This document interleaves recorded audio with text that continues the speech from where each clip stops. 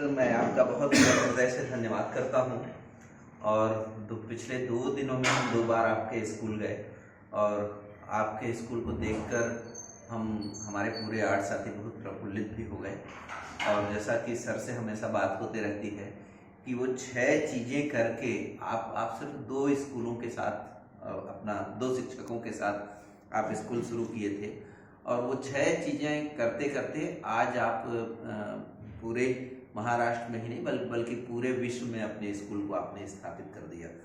तो हम भी छत्तीसगढ़ में कुछ काम करना चाहते हैं, तो हमारा सिर्फ एक निवेदन था, उन 6 बातों पर हमारा मार्गदर्शन करिए, जिससे ये शिक्षक इस वीडियो को देखकर भी कुछ चीज़ें सीख सकें और अपने स्कूल को बेहतर कर सकें।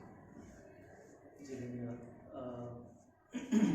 जैसे कि आपने बोला कि 2 शिक्षक होते हुए भी ये स्कूल चौथी कक्षा से लेकर अभी 9 तक आ गया है, तो पिछले साल तक हम 2 ही शिक्षक थे और बच्चों की डेवलपमेंट भी बहुत अच्छी तरह से हो रही है। इसमें जो आपने बोला, जिक्र किया जिस बात का कि ये जो 6 चीज़ें हैं ये क्या है, तो पहले तो हमको ये हमें विश्वास रखना ऐसा चाहिए, भरोसा रखना चाहिए कि बच्चे खुद सीखते हैं, ये भरोसा हमको होना चाहिए। और बच्चों के लिए भी ये एहसास हमको तैयार करना पड़ेगा कि आप खुद सीख सकते हो। हमारा काम क्या है इसमें, एक तो बच्चों के अंदर जिज्ञासा तैयार करना और उनको जो कठिनाई है उनके शिक्षा में या उनके सीखने में जो कठिनाई है वो हमको दूर करनी पड़ती है। तो एक तो ये चीज़ है कि उनको ऐसा प्रेरित करो कि वो खुद सीखें। दूसरी बात, उनको चैलेंज देना चाहिए हमको। अगर हमने उनको चैलेंज दिया कि आप ये काम कर सकते हैं क्या, या फिर कौन ऐसा है कि जो ये पूरा करके आएगा, जो कुछ पढ़ना है, कुछ लिखना है या कुछ समझ लेना है, तो ये चैलेंज अगर मिल गया, उसके ऊपर अगर कोई बच्चा काम करता है तो काम तो हो जाता है, साथ साथ में उसका लर्निंग भी हो जाता है, मगर एक और चीज़ उसके साथ उसको मिल जाती है कि उसको आनंद बहुत होता है। कोई अगर वो चैलेंज पूरा करे तो खुद को एक बहुत बड़ा मज़ा आता है उसको। तो वो एक दूसरी चीज़ हो गई। तीसरी चीज़, बच्चे शिक्षक से, मैं तो ये कहता हूँ कि शिक्षक से ज़्यादा वो एक दूसरे से ज़्यादा सीखते हैं। हम वो माहौल तैयार करें ना करें, वो एक दूसरे से ज़्यादा सीखते हैं। अगर इस चीज़ का फ़ायदा हमने उठाया और विषय मित्र बनाए, समझो अपने स्कूल में या क्लास में, जो कुछ बच्चे ऐसे होते हैं कि जो दूसरों से अच्छा करते हैं, इन बच्चों को लेकर अगर हमने बाकी बच्चों के लिए एक ऐसे पैरेलल सिस्टम तैयार की कि अगर किसी को कोई कुछ क्यूरी है तो इन बच्चों को पूछिए, इन सब्जेक्ट के लिए ये बच्चे हैं, उस सब्जेक्ट के लिए वो बच्चा है, तो बच्चे अपने आप वहाँ जाते हैं, वो उनका फ्रेंड होता है, तो देखो वो उसको पूछ सकते हैं। कभी कभी ऐसा होता है कि कुछ कंसेप्ट समझ में नहीं आती है जब, तो बच्चा टीचर के पास नहीं आता है, या तो उसको थोड़ा सा डर लगता है या फिर उसको ऐसा लगता है कि मेरा अपमान हो जाएगा, तो टीचर के पास वो नहीं आता है, मगर उसके जो विषय मित्र है उसके पास वो जरूर जाता है। एक बार में समझ नहीं आया तो बार बार पूछता है। तो एक पैरेलल सिस्टम हो जाती है। स्कूल में तो होती है, स्कूल छूटने के बाद गांव में भी होती है। अगर उसका होमवर्क करने में कोई कठिनाई आ गई तो वो अपने जो विषय मित्र है, उसका फ्रेंड है, दोस्त है, उसके यहाँ चला जाता है, मुझे ये समझ में नहीं आया है, ज़रा मुझको ये समझा दो। जिसको हम अप्रगत विद्यार्थी बोलते हैं ना, तो ये कमजोर विद्यार्थी। हाँ, तो कहाँ से शुरू होता है ये, जब उसकी कंसेप्ट क्लियर नहीं होती है और हम उसको पढ़ाए जा रहे हैं तो ये नौबत आती है अप्रगत या कमजोर विद्यार्थी। अगर उसी टाइम जहाँ उसको ज़रूरत है कंसेप्ट क्लियर करने की, उसी टाइम अगर उसको गाइडेंस मिला विषय मित्र से, तो ये आगे नौबत ही नहीं आएगी कमजोर स्कूल देखा है, कल भी आए थे, बच्चों से भी आप मिले होंगे।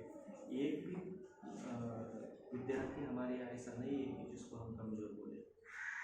अभी जब हम एडमिशन करते वो तो रैंडमली करते हैं, फिर भी कमज़ोर विद्यार्थी क्यों नहीं? तो ये पैरेलल सिस्टम काम करते हैं विषय होते हैं, ये एक बहुत अच्छी सिस्टम है। दूसरी बात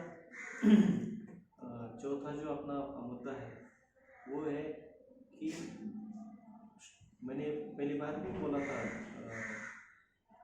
उसके अंदर शिक्षक का काम क्या है कि बच्चों के अंदर जिज्ञासा तैयार करो। जिज्ञासा एक बार तैयार हो गई तो बच्चे अपने आप सीखते हैं,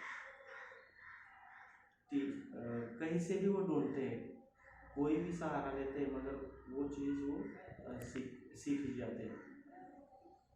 तो जिज्ञासा तैयार करना हमारा एक बहुत बड़ा काम है, वही हमारा चौथा मुद्दा भी है, बच्चों के अंदर एक जिज्ञासा तैयार हो। बच्चे सीखते हैं या नहीं सीखते हैं ये किसके ऊपर डिपेंड है, आगे सीखते है भी या नहीं भी। बच्चा चाहे स्कूल में हो या चाहे घर पे हो, अगर उसके अंदर जिज्ञासा है तो वो सीखता है। टीचर पढ़ा रहे हैं और वो सामने बैठा है और एकाग्रता से वो देख रहा है, फिर भी पढ़ाई तब होगी जब उसके अंदर जिज्ञासा। ये जिज्ञासा बच्चों के अंदर कैसे तैयार करें हम, इसके ऊपर ज़्यादा फोकस करना चाहिए हमको, ये बात जरूरी है। उसके बाद जो हम जैसे बोलते हैं कि कुछ सपोर्ट हमको लेना पड़ेगा, जैसे टेक्निकल सपोर्ट है, डिजिटल सपोर्ट है, या नई टेक्नोलॉजी जैसे हम मोबाइल फ़ोन से लेके हमारे प्रोजेक्टर तक जितनी भी टेक्नोलॉजी है, अभी तो मोबाइल फ़ोन हर एक के पास है, हर एक घर में है, उसका क्या फ़ायदा हो सकता है पढ़ाई के लिए, ये हमको थोड़ा इसके ऊपर अगर हमने बहुत कुछ काम किया, हमारे स्कूल में इसके ऊपर बहुत काम किया है हमने। बच्चों का ग्रुप है, व्हाट्सएप ग्रुप, उसके अंदर वो अगर किसी को कुछ अच्छा वीडियो मिल जाता है तो वो शेयरिंग होता है, या फिर इंग्लिश स्पोकन इंग्लिश के लिए अलग अलग भाषाएं बोलने के लिए जो भी कुछ किसी को मिलता है वो वहाँ शेयरिंग होता है, सब बच्चे देखते हैं। अलग अलग भाषा बोलने का जो अभी जिक्र हुआ यहाँ, तो यूट्यूब पे सब कुछ है। अभी यूट्यूब तो एक यूनिवर्सिटी जैसा है, इतना बड़ा नॉलेज उसके अंदर है, और हर एक के घर में है। गलत इस्तेमाल इसका होता है, मगर क्यों होता है कि सही इस्तेमाल क्या है ये हम उनको नहीं बताते, इसलिए उसका गलत इस्तेमाल हो जाता है, टाइम पास का एक साधन ऐसा यूज़ हो जाता है। अगर हम पता है कि इससे इस मोबाइल का लाभ लेके आप ये सारी चीज़ें सीख सकते हैं, पढ़ सकते हैं, तो वो ज़रूर करेंगे। आविष्कार लैब आपने देखा होगा, उसके लैब में जो भी कुछ काम चल रहा है, इनोवेशन चल रहा है बच्चों का, अभी वो जो काम करते हैं वो तो हमको भी पता नहीं क्या कौन से सिस्टम पे कर रहे हैं, कौन से कंसेप्ट पे कर रहे हैं, और क्या टेक्नोलॉजी है हमको भी पता नहीं चलता, और काम तो हो रहा है। ये मोबाइल से सीख रहे हैं बच्चे, यूट्यूब से सीख रहे हैं, विकिपीडिया से सीख रहे हैं, इंटरनेट से सीख रहे हैं। तो ये सारी जो चीज़ें हैं ये हमको स्कूल में या बच्चों की डेवलपमेंट में एक शिक्षक को छोड़ के ये 6 चीज़ें हैं, ये अगर हमने इम्प्लीमेंट की या फिर बच्चों को इसके लिए हमने प्रेरित किया तो अपना काम बहुत आसान हो जाता है, और मानो कि हमारा काम आधा हो गया और उसका परिणाम दुगना हो गया, तो ऐसा हो जाता है स्कूल। तो अगर हमारा काम कम हो जाता है और परिणाम दुगना हो जाता है तो हमें ये चीज़ें तो एक्सेप्ट करनी ही पड़ेगी। तो ये मतलब स्मार्ट वर्क जिसको बोलते हैं वो हुआ ही। तो ऐसा काम हमने बाबलेवाड़ी में किया। हम 2 ही टीचर थे, मगर उधर 6-7 क्लासरूम से थे। जब हम 2 टीचर थे तो 7 क्लासरूम से, पहली कक्षा से 7वीं कक्षा तक, और 224 स्टूडेंट्स थे। ऐसा होते हुए भी हमारा स्कूल पुणे डिस्ट्रिक्ट में लगातार 3 साल टॉपर रहा मूल्यांकन में। तो हम अगर 2 टीचर किसी स्कूल में है और 7 कक्षाएं हैं तो हम तो पहले से बता देंगे अभी कुछ नहीं होने वाला, मगर हमने जो ये संकट हमारे सामने था हमने उसको अपॉर्चुनिटी बना दी। और फिर भी इतने सारे क्लासेस और हम 2 होते हुए भी हमारा करिकुलम 3 महीने में ख़त्म हो जाता था। अगर हमने कुछ सिस्टम ऐसी बनाई थी कि सारे बच्चे एक साथ बैठे या फिर 2-3 ग्रुप में बैठे, और 2-3 ग्रुप में बैठने के बाद उनका काम ऐसा चल रहा है कि एक बार में पूरा मतलब सारा करिकुलम इकट्ठा किया, उसका इंटीग्रेशन किया अच्छा सा, और वो एक बार में पढ़ाया। फिर पढ़ाने के बाद जो हैंड्स ऑन ट्रेनिंग हम जिसको बोलते हैं, प्रैक्टिकल कुछ करवाना है करना, तो काम करने के लिए कुछ प्रोजेक्ट्स दिए, उसमें से बहुत सारा ज्ञान उनको मिला। फिर ये जो प्रोजेक्ट्स होते हैं वो एक दूसरों में बच्चे शेयर करते हैं, और ये चीज़ उनके समझ में नहीं आती कि इससे हमारा लर्निंग हो रहा है। तो मैंने ऐसे ग्रुप में बच्चों के साथ ऐसे मतलब इस तरीके से हम जब उनको पढ़ाते हैं, वहाँ जो उनकी कंसेप्ट अनक्लियर रहती है तो वो अपने विषय मित्र जो होते हैं उनके साथ मिलके ये चीज़ें समझ लेते हैं, और एक बार में अगर ये हो जाता है पूरा काम तो फिर बार बार दोहराने की ज़रूरत नहीं पड़ती। समझो अभी बच्चा एक दूसरी में और वो ग्रुप में बैठा है, और इस साल पढ़ाते पढ़ाते उसका दूसरी तीसरी का चौथी का लेवल पूरा हो गया, तो अगले साल का काम तो ख़त्म हो जाएगा। अगले साल जब पढ़ाना शुरू करेंगे तो बच्चा बोलेगा कि ये तो मुझे आता है, ये छोड़ दो आगे चलो, तो स्पीड से हो जाता है। अब बच्चों को स्पीड का आकर्षण होता है बच्चों को। अगर हमने धीरे धीरे सब कुछ किया तो उनको ऐसा लगता है कि क्या चल रहा है, मगर अगर हम स्पीड से जाते हैं तो उनको आकर्षण होता है स्पीड का। तो 1/3 टाइम में या तो हम पूरे साल का करिकुलम 3 महीने में ख़त्म, 4 महीने में ख़त्म कर सकते हैं। दूसरी चीज़ है कि हम दिन भर का शेड्यूल 2 घंटे में ख़त्म कर सकते हैं। बाकी जो टाइम बचता है उसके लिए उनको हम फिर चैलेंज दे सकते हैं कि अगर आप ये ख़त्म करेंगे तो आपको लैब में जाने की परमिशन मिलेगी, लाइब्रेरी में आपको पढ़ने की परमिशन मिलेगी, आपको अलग अलग भाषाएं सीखना है वहाँ जाने की परमिशन मिलेगी, रोबोटिक्स करने की परमिशन मिलेगी। तो वो करते हैं कोई अगर हम चैलेंज दें उनको तो वो करते हैं जरूर। तो इस तरह से ये जो 6 स्टेजेस है, 6 तरीके हैं।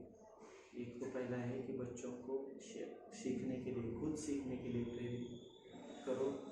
उसके बाद उनको कुछ ऐसा चैलेंज दो कि वो चैलेंज पूरा करते करते उनकी लर्निंग भी हो जाए और उनको अच्छा भी लगे। तीसरा है विषय मित्र, जो एक बहुत बड़ा सिस्टम है, पैरेलल सिस्टम है स्कूल का। चौथा है बच्चों के अंदर जिज्ञासा तैयार करना। पांचवा है 1/3 टाइम में अपना करिकुलम ख़त्म करना। और छठा स्टेज है कि जो टेक्नोलॉजी है, न्यू टेक्नोलॉजी, उसकी मदद से बच्चों की पढ़ाई में स्पीड लाना और उनका खुद का सीखना, इसलिए उसका यूज़ करना। ऐसे 6 सिस्टम्स है इसके ज़रिए हमने वाबड़ेवाली के स्कूल में इतना सारा जो अभी दिख रहा है, ये सारा काम या बच्चों की डेवलपमेंट दिख रही है, ऐसा हमने वो सिस्टम वहाँ सेट किया और बहुत अच्छी तरह से ये सिस्टम काम कर रहा है, आपने देखा है। तो मुझे ऐसा लगता है कि हर स्कूल में हर टीचर ने ये सिस्टम अपनाना चाहिए। अभी जैसे आदरणीय नंद कुमार सर जी ने बोला कि ये इस तरह से अगर काम हुआ तो पूरे अपने देश के बच्चे इंटरनेशनली बेस्ट एजुकेशन पा सकते हैं, यही मेरा मानना है। बहुत बहुत धन्यवाद तुम्हारे सर, आपने पूरा मार्गदर्शन किया और पिछले पिछले 2 दिनों से हमारा सहयोग भी किया। पूरे छत्तीसगढ़ की जनता की ओर से मैं आपका बहुत आभार व्यक्त करता हूँ। Thank you so much.